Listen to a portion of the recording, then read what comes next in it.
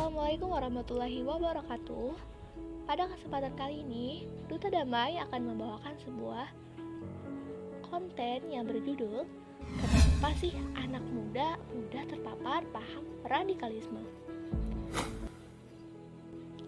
Hai anak muda, kamu harus tahu beberapa tahun belakangan hingga sekarang maraknya penyebaran paham-paham radikal ada dari berbagai pengajian, organisasi yang menyebarkan narasi paham radikalisme.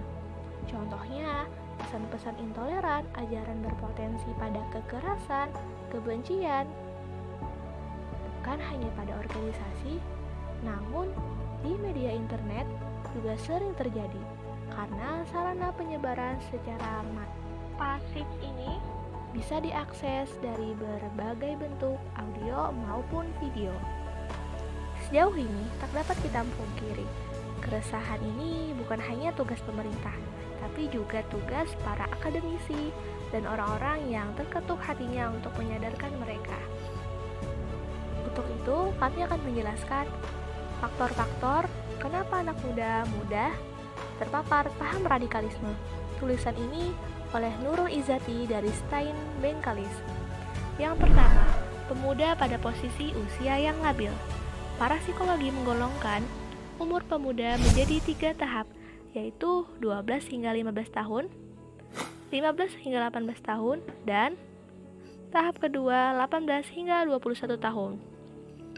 Pada tahap ketiga, anak-anak muda tersebut pikiran mereka cenderung labil, sering kosong sehingga mudah memasuki hal-hal baru yang menurut mereka lebih menarik dari kelompok-kelompok tertentu yang memang membidik mereka. Akhirnya dalam kondisi pikiran yang kosong, mereka menerima mentah-mentah doktrin ekstremisme tanpa banyak berpikir sehingga masuk dalam aktivitas cenderung eksklusif. Selanjutnya, sikap mengagumi pendapatnya sendiri.